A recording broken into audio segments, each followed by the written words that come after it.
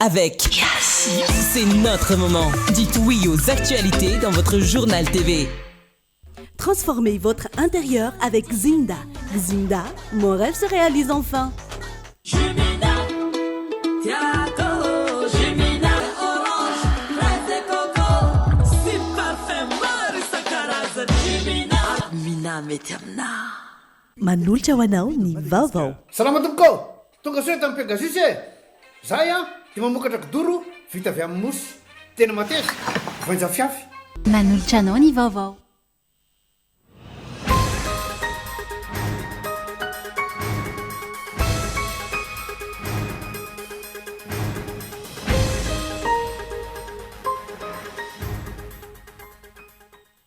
Averina ny polisy misahana amin'ny fifamoivoizana rehefa nahato nandritra ny fotoana maritra ho ny tale jeneraly amin'ny polisy pirenena nandritra ny atrikasany ompana tamin'ny fanasaziana ireo mandika ny lalàna amin'ny feno fifamoivoizana ny arahana tamin'ny komuna Antananarivo renivohitra.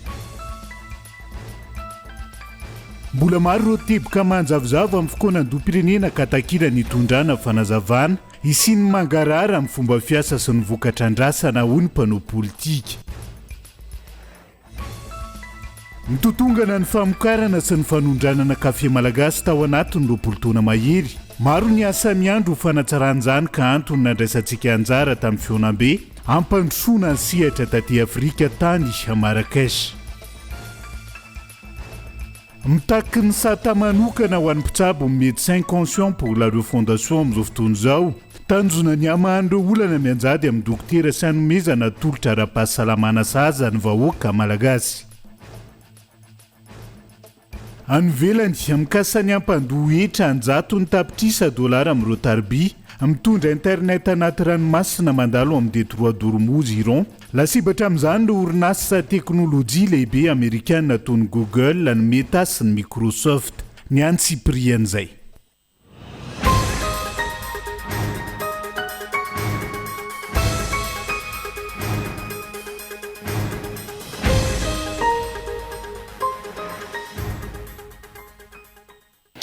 Fotoana ny fampalalamba avaotsika indray atao amin'ny fitalavitra kolo fa tena ny araba tomboky lasy tombovava manasa no avy hatrany anaraka ny antsiprian'izay ahoetsika manokatra ny fiarahana amin'ity ala ity. Averina ny polisy misahana ny fifamoivoizana rehefa nahato nandritra ny fotoana tsy voafaritra ho ny tale jeneraly amin'ny polisy pirenena nandritra ny atrikasy izay niompana tamin'ny fanasaziana ireo mandika ny lalàna amin'ny feno fifamoivoizana ny arahana tamin'ny komuna Antananarivo renivohitra Androany tsy misy tanàna androzo zany ho ny PDS ny komuna Antananarivo renivohitra tamin'ity Androany ity raha tsy mipetraka ny fitsipifehezana ao anatin'izay Entsora Soarimalala.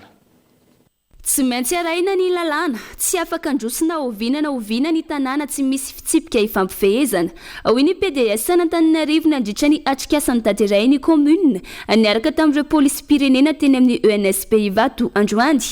Atrikasany niompana tamin'ny fampiarana ny sazy ho an'ireo izay mandika lalàna. Betsaka no tsy faly rehefa fampiarana ny lalàna hoy ny nambarany. Taoriny ny savorovoro teo amin'ireo mpivarotra teny amin'ny petite vitesse sy ny manodidina ireny. Efa misy ny fanintanana amin'izao fotoana, ny idirana izy ireo anatin'ny tsena izay natokana ho azy ireo. Rehefa tapitra ny feptaona tsy maintsy roso amin'ny digana manaraka ny komuna dia ny fanazaziana raha ny fanazavana. Ny anahy dia tsotra be, izay fanaran-dalàna izay aloha no masaka ato an-tsaiko. Apetrakitsika foana hoe ny trottoir ho an'ny mpandeha tongotra, ny tsena ho an'ny mpivarotra, ny arabe ho an'ny fiara sy ny moto sy ireo natao ho andeha amin'izany. Fa io izay foana moa ny olantsika rehefa misy mifandraisana andraikitra memenina ny olona. Raha ireo mpandeha tongotra na mpandeha fiara izay voababany eny amin'ireny misy tsena ireny, raha izareo indray mba hitokona isakana an'ireny tsena ireny, mbo azontsika saina aneritreritra hoe inona ny zavatra hitranga. Izay no anamafisako ary isariako ny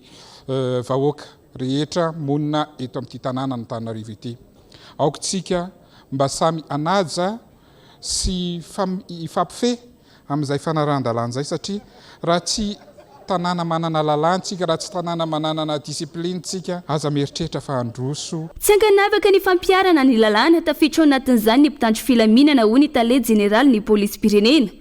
tombony ho antsika ny fampiarana ny lalàna misy ireo manao fananiana mandika lalàna satria mihevitra ny firenena fa tsy misy mpitondra sy tany tsy misy lalàna hoy ny nambarany anatin'ity atrikasy ty dia misy commission anankitelo commission juridique hojerena hoe sao de lalàna ve no tsy misy manenjika an'ireny mpandika lalàna reny sa hoe sao de tsy entitra le lalàna ary zany ny antom-pisiny le solombavavoaka teto androany nanatrika an'izao atrikasy zao dia ahafahana tolotra sy ahafahanjareo koa manova ihany koa zay lalàna anitsina le lalàna satria sao de mba le lalàna maivana kely le sazy ka mahatonga le olona mbola anao foana ao ihany koa ny commission opérationnelle izay arahan'ireo mpiantsehatra rehetra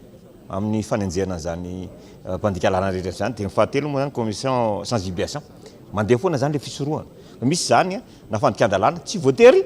sazina fa neverinao maivana de iny zany no fampianarana iny no mandeha foana miaraka zany ny sensibilisation sy prévention sy fantsina sy fanamafisana ny lalàna tsy andrela irosona avy hatrany fampiarana ny sazy ho an'ireo izay madika lalàna raha ny fanazavana anisan'ny tanjona amin'izao atrikasa izao ihany koa ny amerenana ny pôlisy misana ny fifamovozana rehefa nahato nanomboka ny fahadimin'ny volana novambra 2024 afa-tsy ireo tranga tsy fanarahan-dalàna tratram-body omby ihany ho fametrahana paikady vavao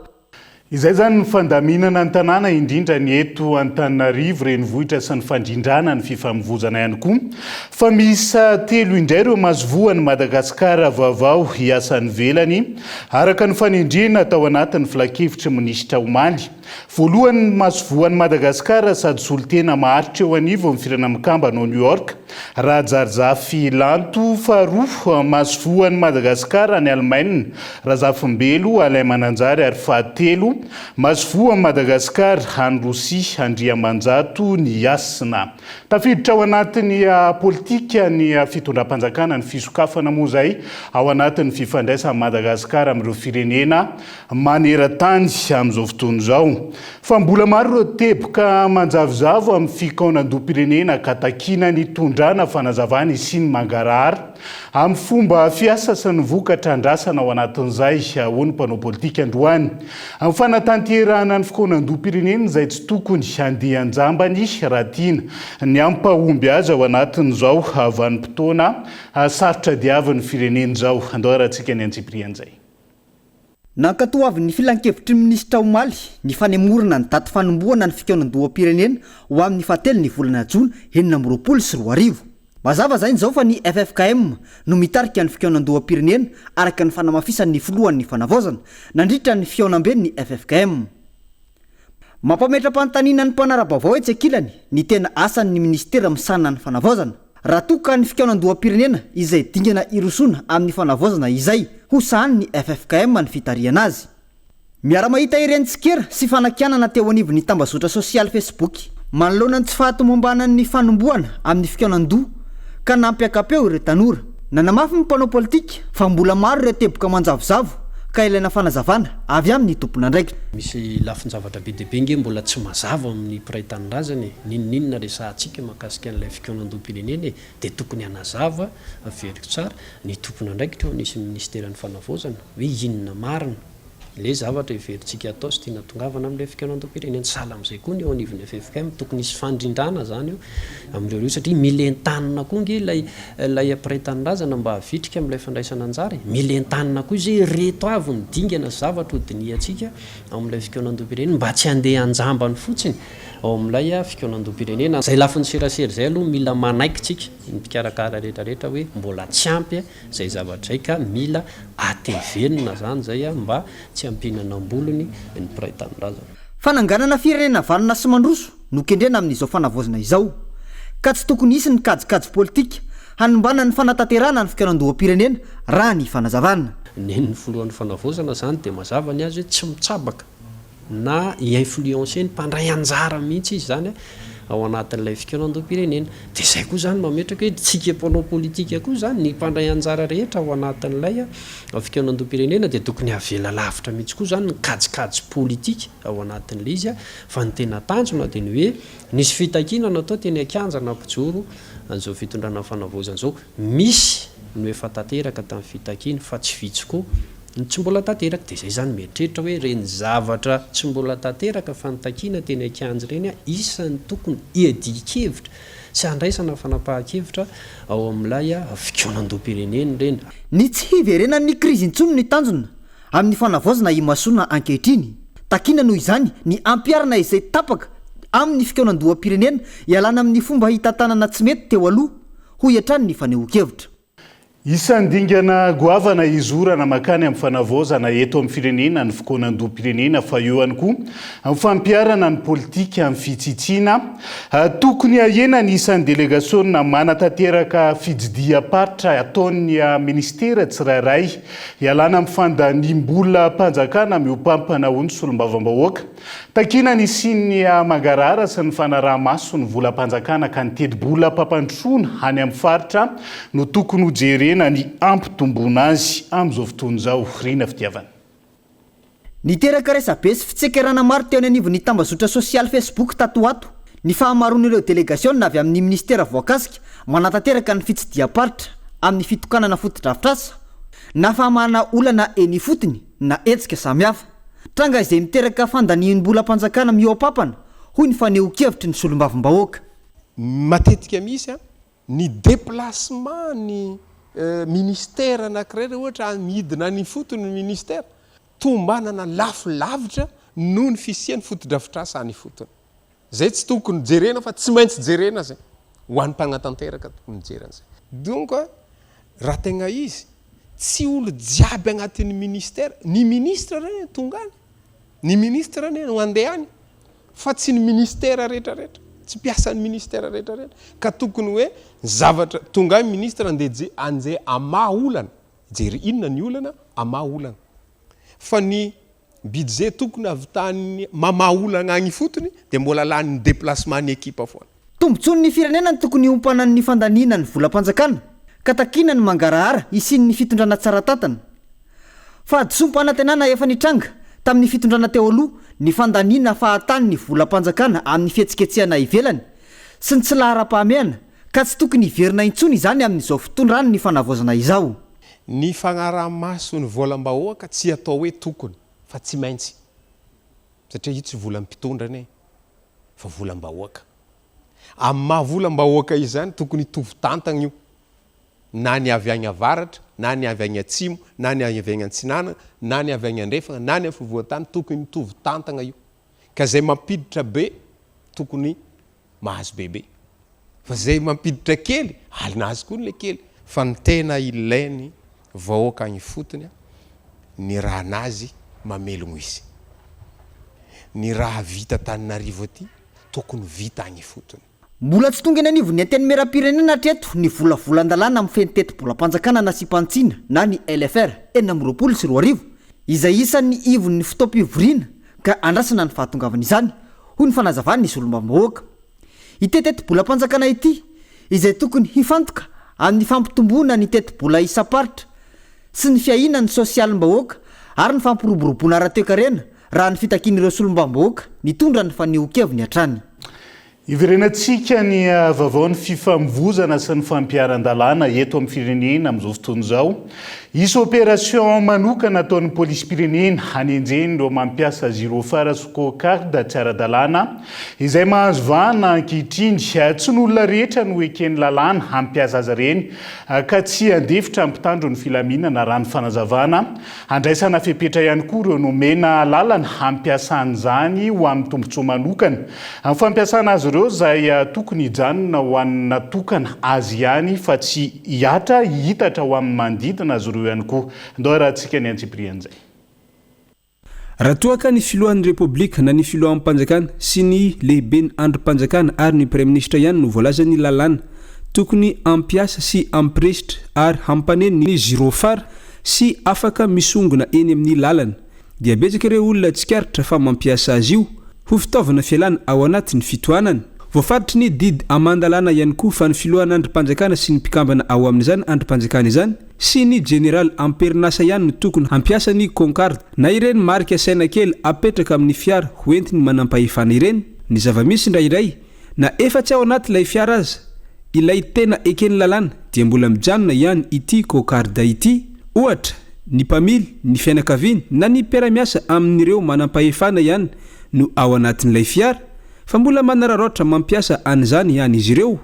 Tsy azo ekena izany satria fandikan-dalàna fa ihany koa mifanohitra amin'ny lalàna mifehy ny fifamoivoizany. ka raha ohatra le izy ataony usage personnel dia anaty fandikan-dalàna izy raha vao marina fa nataony usage personnel le izy zany andeha makakakanjanany izy any ampianarana andeha amin'ny gyrophare zany mino fa ivilany asa zany dia tsy tokony atao zany hoe anisan'ny tsy fanaran-dalàna zany ny ataony fa tokony ampiasainy amin'ny fanatanterahana iny asany ny gyrophare na miresaka reny cocardary iny fotsiny aritsika dia coupe fil iny ilainany iny raha any amin'ny resaka anteny mera isan-karazany resana misy an'le cocardary mirehatra iny dia coupe fil iny dia dikany officiel laisser passer fa iny tsy midika hoe mandritry ny taona izy laisser passer fa rehefa misy amin'ny fotoana tokony ampiasany azy izy maika hamonjy fivoriana na hamonjy lanonam-panjakana na ohatr'izany. Vozina matetika ny fanavaozana hatao eto amin'ny firenena fa rehefa tena hanavao ihany hoy ny olo-pirenena ilaina ihany koa ny fanovana hatramin'ny toe-tsaina rehefa fantatra izao fa tsy mety sy tsy ara-dalàna tsy tokony haverina intsony na efa nataony teo aloha azy tsy hoe manana andraikitra ao amin'ny fanjakana na ihany koa tanan-kavanany ministra sy ny depute dia hanao izay tiana hatao ankoatra ny fahatsapantena sy ny fanovana toe-tsaina tsirairay hisy hetsika manokana handraisana fepetra amin'ireny tranga mivoana ankehitriny ireny ny avy eo anivon'ny polisy pirenena raha ny fanazavany tompony andraikitra fampiasana concarde ny gyrophare rehefa tsy ao anatin'ny fiara ny le manam-pahefana dia tsy tokony hampiasa concarde noho izany efa niteny mihitsy teo ny zareo parlementaire zay filoalefitry ny antemerena mihitsy niteny mihitsy hoe izahaiko dia andray ny tandrifanay izahay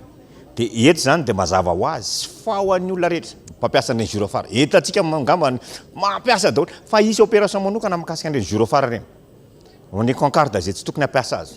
ho an'ny moto tsy mampiasa kasika ny moto tsy misy papier dia mandeha zany mizy forera miara-miasa amin'ny commune mihitsy zany zay amin'izay fotoan'izay ho an'ireo mpampiasa lalana rehetrarehetra amerenana amin'ny laoniny tanteraka mba tena hoe tanytandalàna.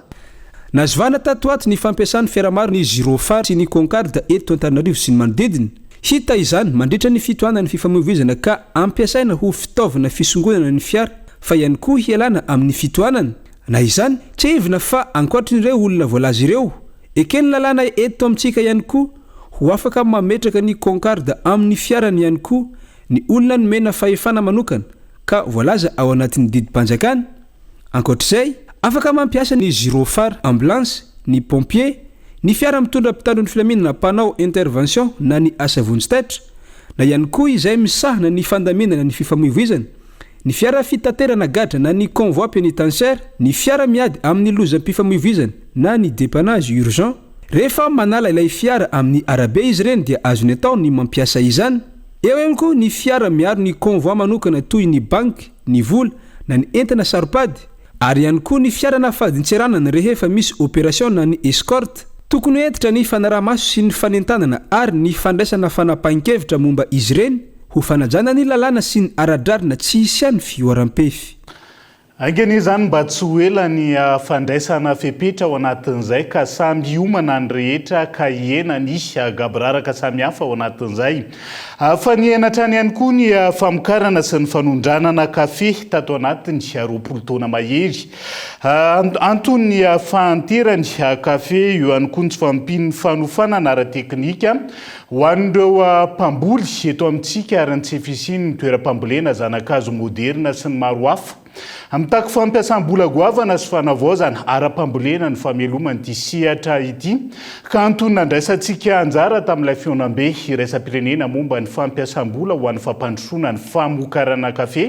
taty Afrika ny 5 sy ny 9 ny volana me lasa teo tany Marrakech tany Laminoarso. No ny fanterany kafe ny tsy fampiny fanofanana ara-teknika ho an'ireo mpamboly fa ihany koa no ny tsy fisin'ny toeram-pambolena zanakazo moderna manampitrotraka ny firoborobon'ny fambolena lavanila sy jirofo izay manakana ny famokarana kafe eto Madagasikara tsy mitsamitotongana sy nidina trany tato anatin'ny 20 taona mahery ny famokarana kafe sy ny fanondranana izany izay isan'ny mampalaza ny Madagasikara. Raha tokana tratra 7 sy 707 alina taona ny vokatra ny taona 8 ny enaka lasa 5 sy 700 taona izany taona 20 amby 2000 ny 9 faingo 700 nanaraka n'izay ihany koa ny fanondranana ny vokatra kafe malagasy ny 3 volana voalohany ity taona 2022 ity ka nidina ho 2.5 tapitrisa ariary ny volanitra tamin'ny vanim-potoana mitovy raha toa ka 7.7 miliyary ariary izany taona 2022 ary aka ny antotanisana avoaka ny Institut National de la Statistique tranga izay tokony ho jenena akaiky hiatraiky amin'ny toe-kareny ny firenena. Raha teto Madagasikara dia nanomboka tany amin'ny faritra avy agny Voemara ka hatrany Vangendrano ireo no tegna namokatra kafe teto Madagasikara. Ary indrindra moa atao iarovana Caroline atao Ilaka Est ao Vatomandry atao no ny tegna nisy kafe taloha kanefa moa maraka ny volaniko take iny noho ny antony fisiany ireo jirofo sy vanilla dia lasa nihegna zagny lay famokarana ny kafe. Ary ny kafe dia nisy zavatra fisotro ataon'ny Madagasikara ataon'ny malagasy eto Madagasikara ary am'izao fotoagna zao mahitatsika fa niakatra dia niakatra io vidin'ny kafe io am'izao fotoagna zao satria nagnino le toerana tokony ambolagna kafe io lasa nitavasiny kafe io nambolagna jirofo satria nagnino efa tsy misy zao ny fagnentanana amin'ny fambolena kafe ataon'ny mpitondra fanjakana indrindra moa ataon'ny teknisiany tsy ampy ny teknisiantsika fa noho zany entanana zany ny fanjakana mba handray andraikitra amin'ny fizahanana masom-boly zay tsara dia tsara mba hambolena eto Madagasikara. Tokony entanana koa ny vahoaka zay ataon'ny fanjakana zay mba hiverina hamboly sy hamokatra ny kafe satria ny kafe dia anisan'ny voly fahondrana ary tsara eto Madagasikara satria nagnino ny fambolena kafe eto Madagasikara dia tsy mampiasa zezika simika fa tegna naturaly. Malonjany voasa manokana nandray anjara tamin'ny fionambe iraisam-pirenena momba ny fampiasam-bola ho fampandrosoana ny famokarana kafe aty Afrika tany Marrakech ny 5 sy 9 Mey lasa teo ny delegasiona malagasy. Fionambe izay nampivondrona firenena afrikanina maro isan'izany ny Côte d'Ivoire, Ouganda, Sierra Leone, Togo, Guinée, Cameroun, Benin, Nigeria ary Madagasikara. No amafisina nandritra izany fa mbola sedra lehibe ho anisy atry ny kafe malagasy ny fanteran'ny azo kafe sy ny tsy fampiny ny fanohanana ara-teknika. Voninanuana nisy ampamokarana malagasy arika izany ireo mpiara-mombonantoka amin'ny famatsim-bola ireo tetikasa mifandraika amin'ny fanavozana ny volo-kafe anamora ny fidirantsika amin'ny tsena iraisam-pirenena. Ijanonao anatin'izay vaovao ny toe-karena izay hatranisika ao anatin'ity vaovao manaraka ity. Nankatoavan'ny filakevitra minisitra ny fampitanam-bava mikasika ireo hetsika natao hanamafisana ny fiaraha-miasa eo amin'ny Madagasikara sy États-Unis amin'ny alalan'ny AGOA nandritra ny réunion de printemps 2026 niarahana tamin'ny FMI sy ny banky iraisam-pirenena. Ilaina ny mivelatra sy mifandray amin'ny firenena rehetra ambivoatra ny toe-karena sy ampandrosoana firenena ihany koa indrindra amin'ny lafiny ara-toe-karena ho ny mpahay toe-karena nanaovan'ny mpanao gazety fanadihadiana. Entsorasoary Malala. Nankatoavy ny filan-kevitry ny minisitra omaly ny fampitanam-bava momba ireo hetsika fandraisin-dahatra ho an'ny AGOA sy ireo fionana momba ny antrim-panjakana sy kolontsaina no tanteraina teo anivon'ny réunion de printemps 2026 nataon'ny FMI sy ny banky iraisam-pirenena. Fionana tamin'ireo senatera vitsivitsy sy ny departemanta mpanjakana amerikanina ary ny solotena arabaritry ny fanjakana amerikanina amin'sana ny AGOA. Tsara ho antsika ny misokatra ho an'ny firenena rehetra ho ny mpahay toe-karena anisan'izany ny Amerika mba hampiroborobo ny fifaneraserana arabaritra. Io fifaneraserana arabaritra io sy ny resaka fampiasam-bola no mampitombo ny ari-karena ho an'ny firenena iray araky ny fanamafisana. Ny raha momba ny AGOA manokana azo atao hoe tsara zany hoe voatazona le AGOA satria io AGOA io mantsiny no ahafahantsika malagasy manondrana entana any Amerika nefany tsy misy droit de douane.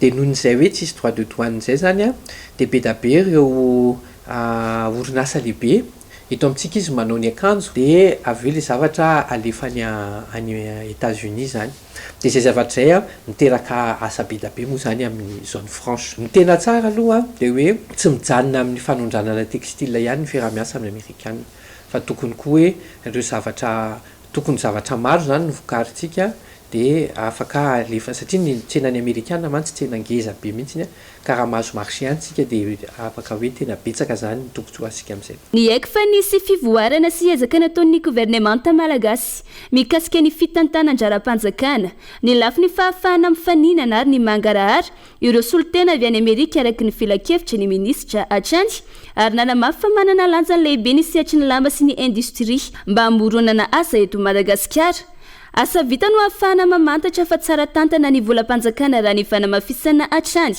indrindra amin'ny fivoarany toe-karena malagasy. Tokony sisataona ny Cour des comptes ahafahana mamantatra ny fivoarany raha ny eto Madagasikara mila amboarina ny fanjakana izay efa tamin'ny fanjanahantany no misy amin'izao fotoana raha ny fanazavana. Raha ny eto Madagasikara manokana aloha za zany mahita hoe le fanjakana eto amintsika efa tena tokony amboarina tanteraka. Madagasikara efa tena tombo be mihitsy nisan'ny malagasy dia tena mila décentraliser ny fomba fitantanana ny fanjakana eto Madagasikara. Tsy possible atsony zany mitantana Madagasikara amin'ny fanjakana napetraky ny frantsay io satria efa nirozany toetrandro tanteraka na any ministéran'ny fampianarana na fahasalamana be dia be mihitsy ny zavatra tsy mety ary be da be mihitsy ny zavatra hoe mila amboarina ka hitako hoe mifanatsarana azy aingana indrindra sy tsara indrindra dia mbola izay décentralisation izay ihany hoe ny faritra rehetrarehetra tokony hoe afaka manangana an'izay administration any ary manatsara ny administration any. Zava-dehibe ho an'ny Madagasikara ny AGOA satria anisany manohana ny toe-karena sy ny famoronana asa eto amin'ny firenena. Manamafy ny fifandraisana ara toe-karena amin'ireo mpiara-miombonantoka irasan'ny pirenena ary manampy amin'ny fisarihana fampiasam-bola vahiny ihany koa raha ny fanazavana. Na izany aza tokony soroina ny mety ahatonga ny toe-karena iankina be loatra amin'ny sehatra iray monja toy ny textile ka ilaina ny mampivelatra sehatra hafa afaka ampiroborobo vokatra malagasy. Nambarany gouvernemanta malagasy sehatrany fa mbola ezaina ny fanatsarana ny fitantanana sy ny tontolo ny fandraharana ahafahany Madagasikara mitazona ireo tombotsoa entiny AGOA sy mampandroso bebe kokoa ny toe-karem-pirenena.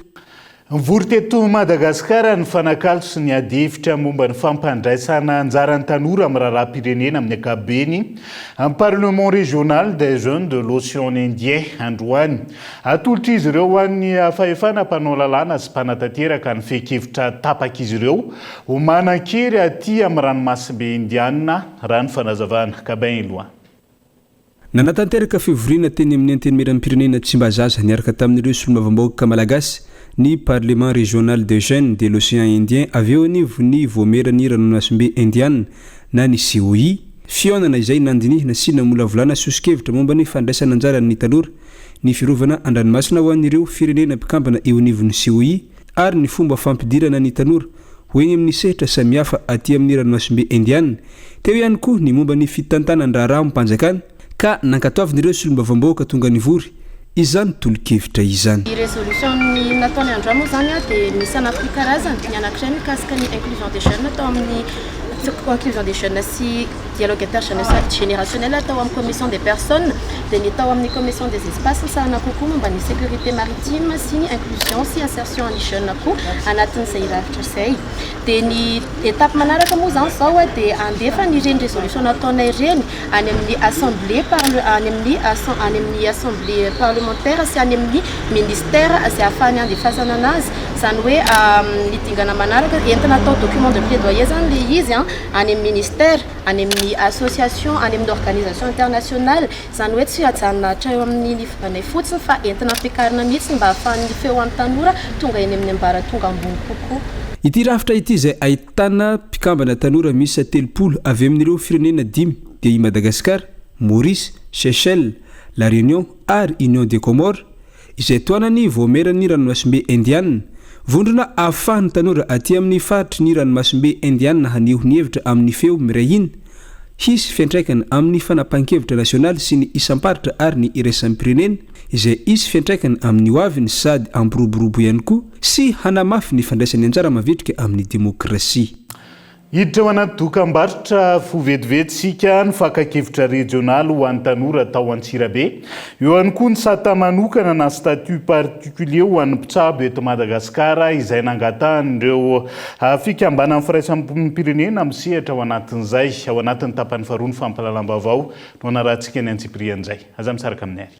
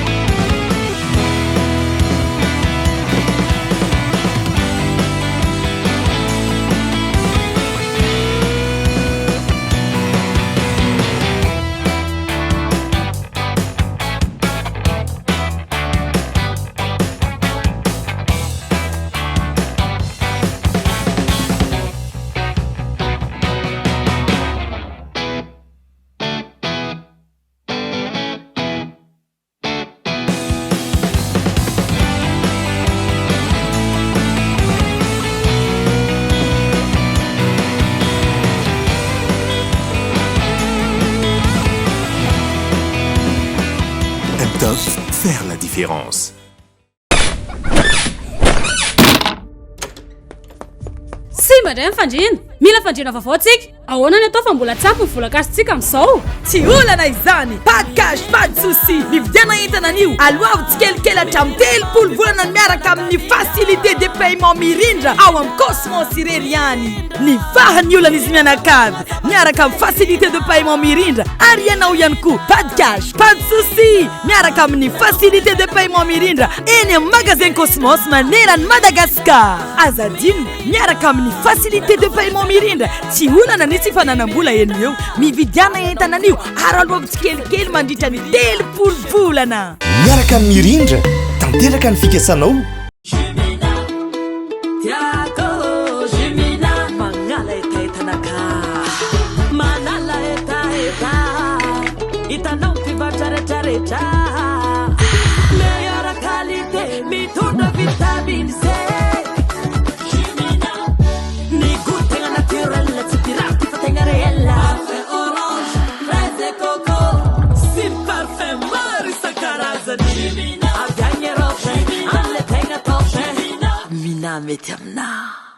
Découvrez le pouvoir de l'innovation avec la gamme d'imprimantes Canon, Synsys et Pixma. Chez vous comme au bureau, les imprimantes Canon multifonctions puissantes et fiables vous offrent des résultats exceptionnels, quels que soient vos besoins. Canon Pixma MG2541S, Print Copy Scan, Canon Laser MFP, i5 MF3010.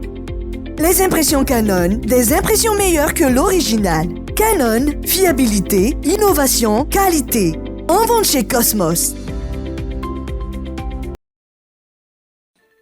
Salama tompoko tonga soe tamin'ny Pegasus zahay dia mamokatra kidoro vita avy amin'ny mosy tena mateza voenja fiafy manitsy azon-damosina ary manampy amin'ny fitsaboana azy foniny azo safidianana tsy tiany bibikely io tsy mandray lelanafo azo andalorana azo atao coussin anakanapé mety boela gilet de sauvetage ary mbola misy tapis masolotsi amin'ny loko isan-karazany tsy mifidy toerana n'aiza n'aiza mahatapy soka mora diovina sady tsy matahotra rano nefa malefaka Pegasus koa dia mbola manana canapé sady fandrina ary isolant thermique le mampangatsiatsika ny atotrano amin'ny andro mafana sy mihazona ny hafanana amin'ny andro mangatsiaka dia tonga varalina fa misy refzetiny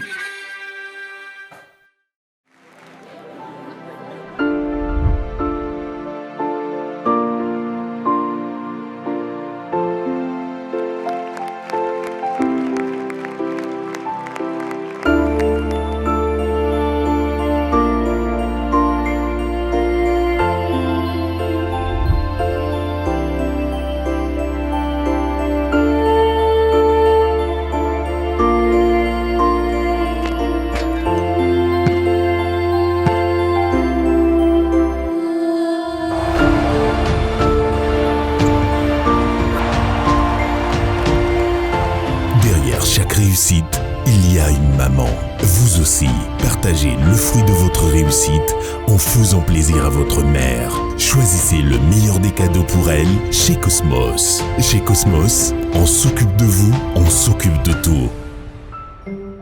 Cosmos, votre partenaire de confiance. Posteo amin'izay le kify araroty ireo bonus data amin'ny Netweek sy Netman mahazo bonus cadeau hatramin'ny 10% isan-jato be zao isaky mividy Netweek na mampa amin'ny volanao tolotra manomboka amin'ny 3,000 ariary kifeo bébé coucou surf tsindrio ny dièse 322 dièse na ny dire en super app ya c'est moi.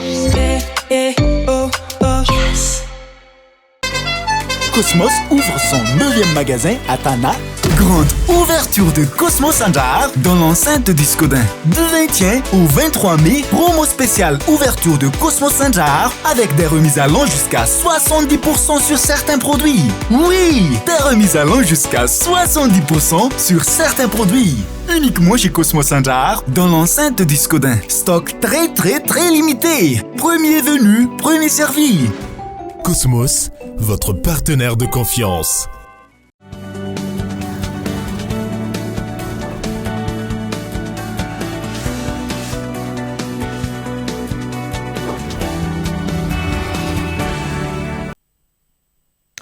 anoizantsika ny tapany faharoa amin'ny fampalalam-bavao amin'ity ala ity tao Antsirabe no nanomboana ny fakakevitra regionaly ho an'ny tanora tamin'ireo faritra hafa manerana ny nosy ary ny ministeran'ny tanora sy ny fanatanjahantena no komity nikarakara izany tany an-toerany. Azo lazaina hoe efa manome lanja kokoa ireo tanora ny fitondrana amin'izao fotoana izao arina tamin'ny teo aloha ary misy kokoa ny fahalalahana maneho hevitra raha ny atsikaritra ireo tanora nanatrika ity fakakevitra ity. Andrindrina Rendriamiarsoakolo Antsirabe.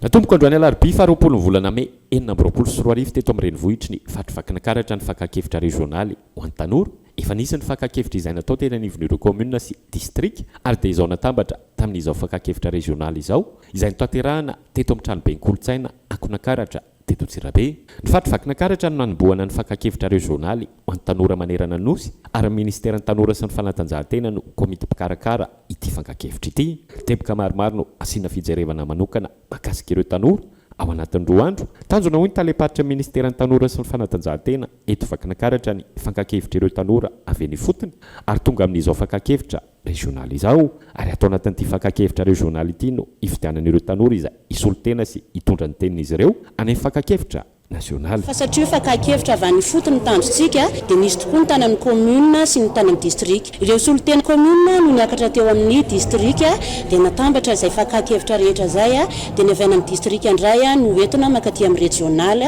dia avy eo izay eto amin'ny regional izay indray no entina makany amin'ny national. Mitovy ihany no loha hevitra ny dinihy atao anatin'izay fa ao fanambarana an'ilay hevitra izany isy ny restitution régionale dia isy ihany koa ny national ao aorianan'izao fotoana izao. Ny hevitra voangona ity dia ato anatin'ity fikianando regional ity indray tsika no ifidy izay safidin'ireo tanora ireo hitondra ny heviny any amin'ny national. Araka ny teny lazaina foana hoe anatin'ny fampiatiana tsika teny irana daholo ny zavatra rehetrarehetra tsy izahay komity mpikarakara mihitsy no nanendry an'ireo tanora ireo fa ry zareo sandry zareo no nifidy ireo tanora izay heveriny hitondra ny teniny sy asolotena azy ireo. Andrasana amin'izao fankakevitra izao insolotenan'ireo tanora ny azahoana hevitra mafonja ahafahana mamaritra amin'ny politika hitondrana no avin'ireo tanora eto fakinakaratra ary manoloana ny raharaham-pirenena amin'izao fotoana izao dia azo lazaina fa nanome lanja kokoa an'ireo tanora ny fitondram-panjakana indrindra fa ny fahalalahana aneho hevitra.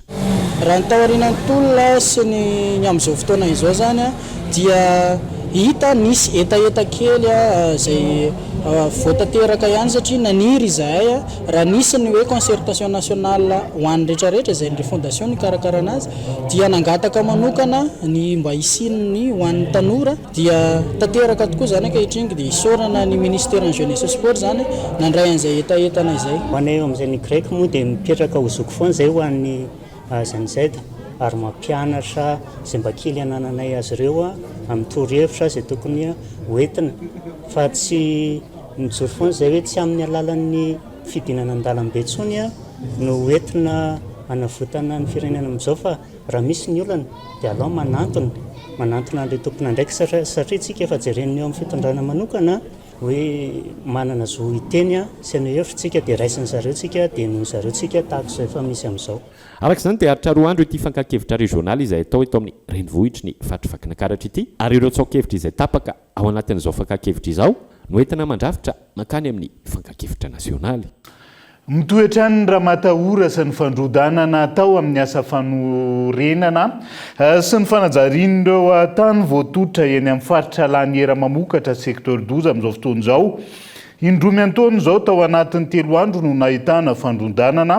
andian'olona miaraka amin'ny ampitandro ny filaminana no tonga eny an-toerana ka mampametram-panontaniana ireo voakasika ankehitriny. Ndao arahantsika ny fanampy-panazavana. Hatramin'ny birao anay efa vita. Tonga nisy olona ny alahady tonga dia ty amin'ity secteur 12 ty. Izay olona tsy fantatra hoe avy amin'iza marana na avy amin'iza fa nita sy fantatra dia niaraka amin'ny polisy ry zareo. Dia rehefa lasa ry zareo zany alahady amin'ny 4 eo. Tonga ny alatsina ny alina tonga ny fanafihana.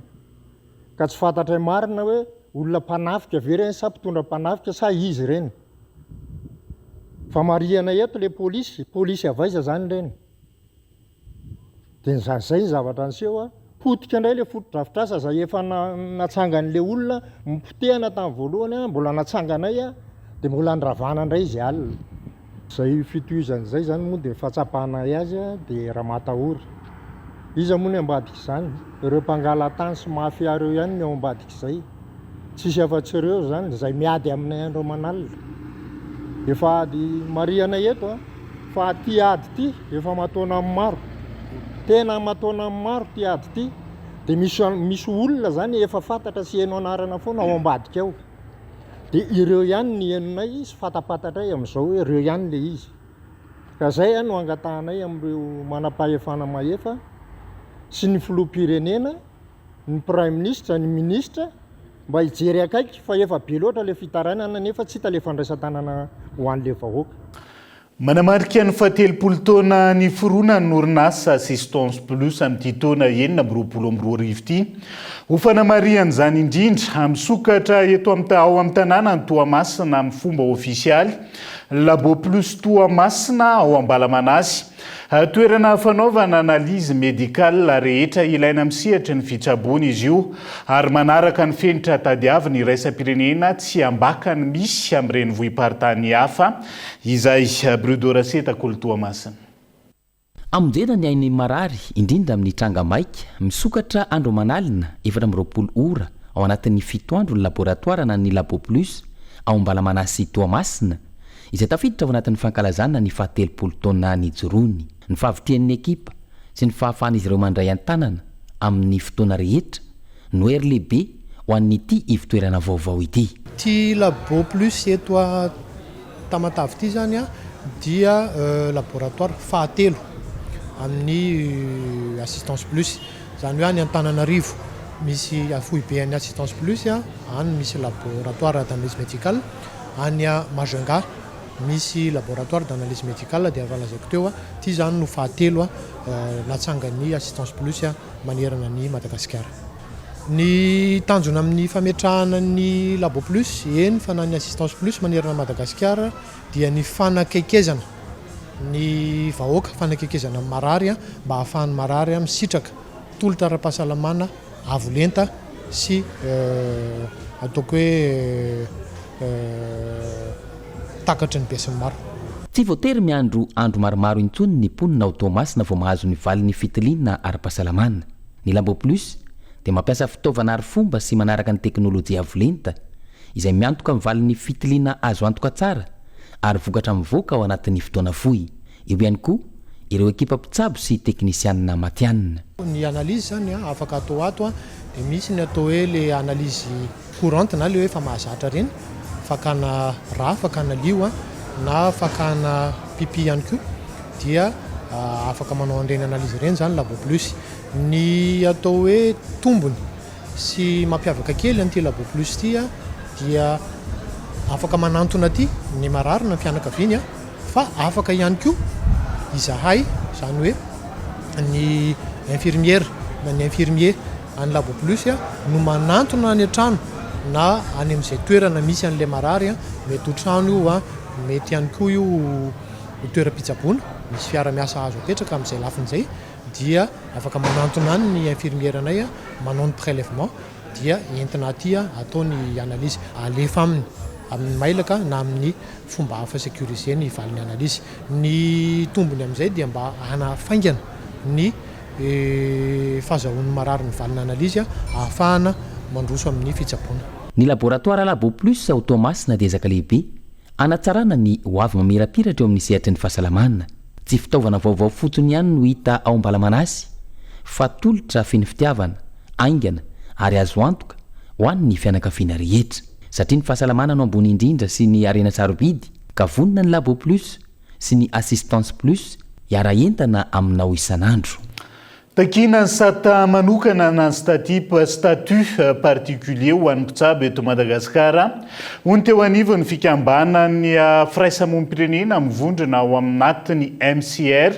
na Médecins Conscients pour la Refondation amin'izao fotoana izao. Tanjona ny amahany ireo olana mianjady amin'ny dokotera malagasy sy hanomezana tolotra ara-pahasalamana sy fandraisana an-tanana sahaza ny vahoaka malagasy ihany koa ka eto Andriatsiravo. Maro sesena ny olana mianjady amin'ny mpitsabo malagasy izay mbola tsy ahitamba olana hatramin'ny androany hoy ny fikambanan'ny firaisamonim-pirenena mivondrona ao amin'ny MCR na ny médecin conscient pour la refondation antony mahatonga ny fandraisana ny tanana sy ny fisitrahana fahasalamana tsy ho zarizary sy ny fuite de cerveau na ny fitsoahan'ireo mpitsabo malagasy makany ivelany anisan'izany a dia ny tifisiny karamasahazy nefa ny fianarana natao lava de lava zany zany dia anisan'ny olana sedrainay ao anatin'izany ao anatiny ihany koa dia ny asa mandrara azy ataonay a dia maro be sy sarotra kanefa ny tombotsombo fanaraka amin'izay a dia zara raha mifanandrify olana sedrainay voalohany zay ny olana faharoa dia ny fahavitsy ny fitaovana entina manatanteraka ny asa ary ihany koa ny tsy fisina mihitsy ara raha ilazana azy a dia tena tsy ampy ny fitaovana ary tsy misy entinay manatanteraka ny asa sy mikarakara ny vahoaka malagasy mba hahafany misitraka ny tolotra ara-pahasalamana araky ny tokony ho izy ny olana fahatelo dia ny fahasarotan'ny ny tontolo iasanay sy ny tsy fisin'ny fiarovana sahaza eo amin'ny mpanatanterana ny asanay zany hoe tena mahatsiaro izahay dokotera fa tsy manana fiarovana araky ny tokony izy nefa ny asa zay ataonay a dia tena mihanjahanja ho anatrehan'ny riska mety hiteradoza ho an'ny tenanay a mpitsabo dokotera eny am-panatanterana ny asa eny akanja ao anatin'izay ireo olana sedrainay ireo ny vato misakana tsy ahafahana manatanteraka ny tsakany sy andavan'ny asa hoy ireto mpitsabo ireto ary mitarika fanimbazimbana ny asa sy ny dokotera eto amintsika ihany koa hitatsika izany na eny amin'ny aina vakijery a eny anivo ny fiarahamonina eny amin'ny sehatra maro dia tsampa arenay aty anatinay dokotera ny fanimbazimbana zay ataonay a ka dia zany dia anisan'ny olana sedranay eny akanja ihany koa io olana io a ny fanimbazimbana io a dia maro ny olona manao an'izany a azokadiny olona maro samihafa no manatanteraka an'izany a ihany koa eo anatrehan'izany angatana ny ametrahana sata manokana na ny statut particulier ho an'ny dokotera eto madagasikara hoy ny OSC MCR ireto farany izay efa nijoro tamin'ny fomba ofisialy sy ara-panjakana ary ivondrona n'ireo dokotera matianina amin'ny sehatra ny fahasalamana avy amin'ny sehatra samihafa toy ny mpitsabo miasa eny amin'ny hopitalim-panjakana mpitsabo eny amin'ny sehatra tsy miankana farmasianina mpitsabo nify sy ativava mpampianatra sy mpikaroka ary ireo mpianatra ho dokotera tontolo ny fitsabony hatrany fa fitsabony reo zokiolona 7 menada indray reo mpianatra nanaraka ny lalam-piofanana gériatrie navoaka ny faculté de médecine n'université ny Mahajanga lalam-piofanana tokany eto Madagasikara izy io any Mahajanga io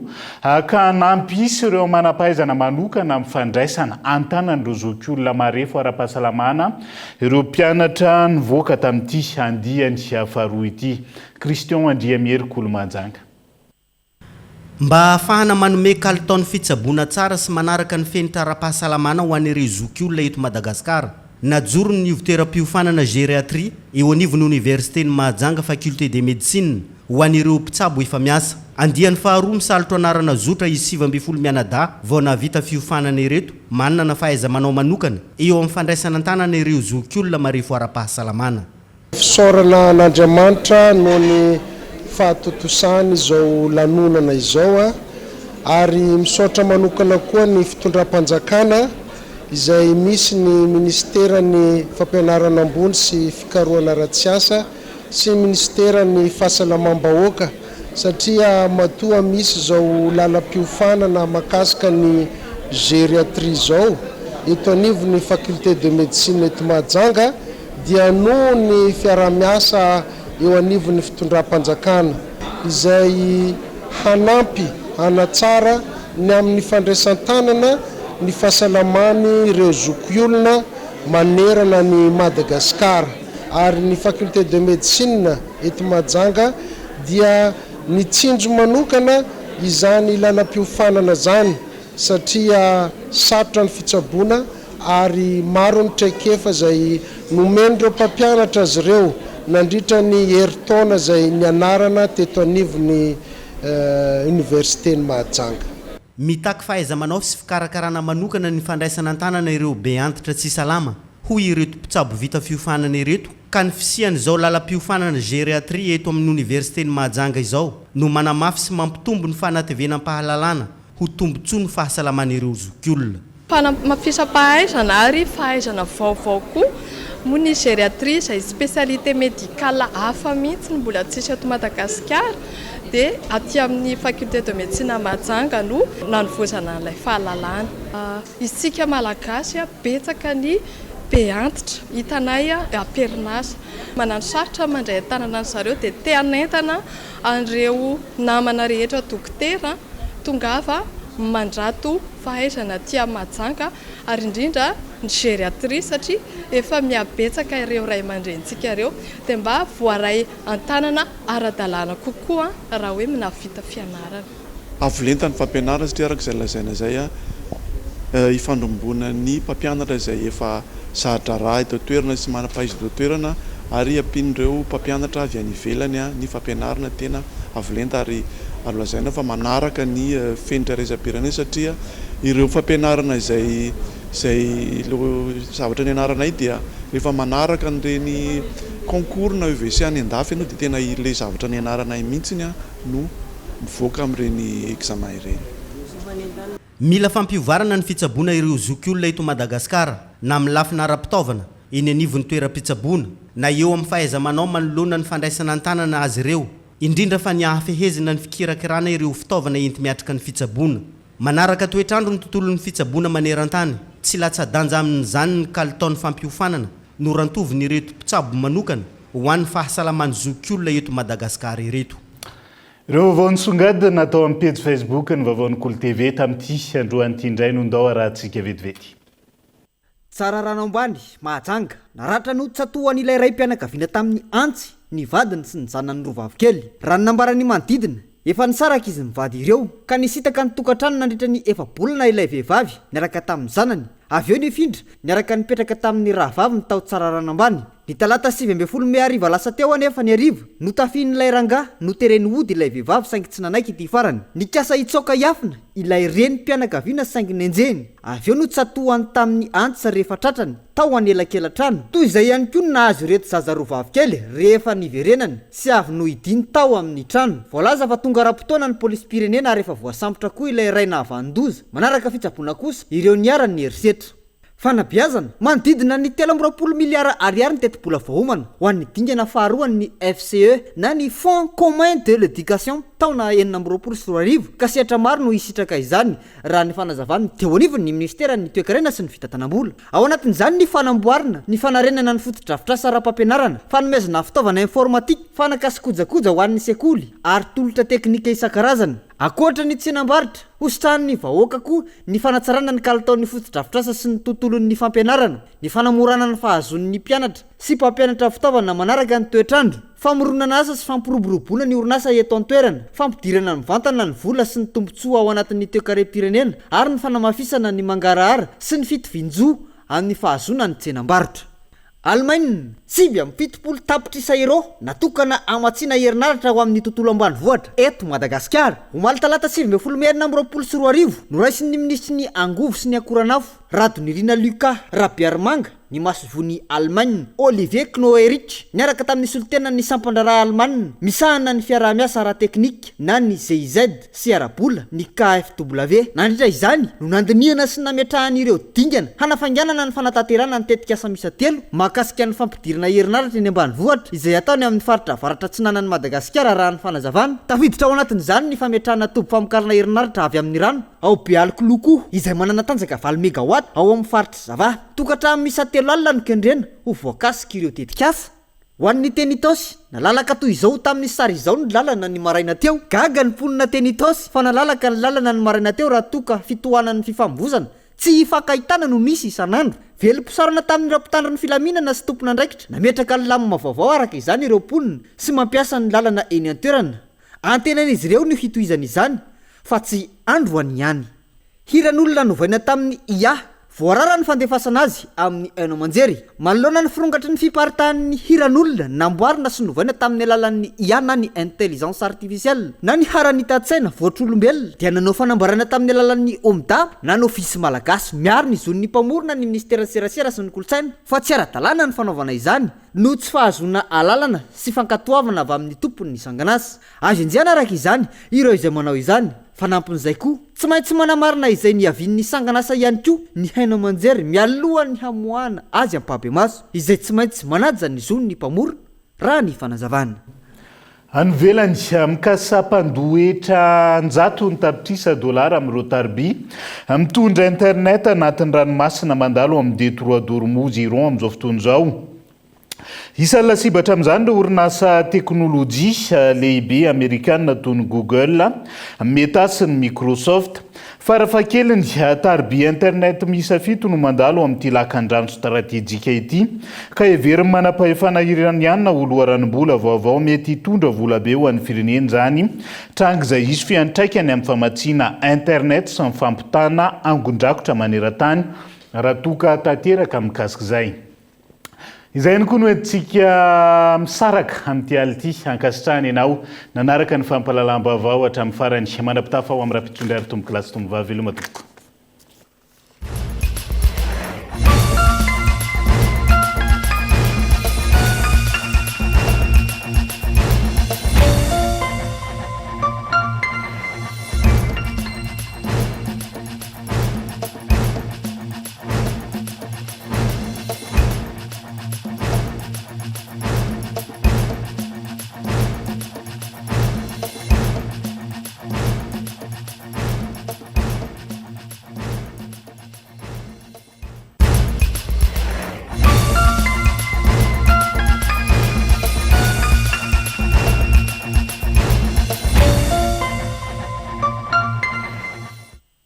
Transformez votre intérieur avec Zinda. Zinda, mon rêve se réalise enfin. Jumina, Tiago, Jumina, orange, fraise et coco, si parfum marisa karazany Jumina, mina meterna. Nanolotra ho anao teo ny vaovao. Salama tompoko, tonga soa tamin'ny Pegasus e. Zahay dia mamokatra kidoro vita avy amin'ny mosy, tena mateza, voanja fiafy. Vous a présenté Ny vaovao. Avec Yes, c'est notre moment. Dites oui aux actualités dans votre journal TV.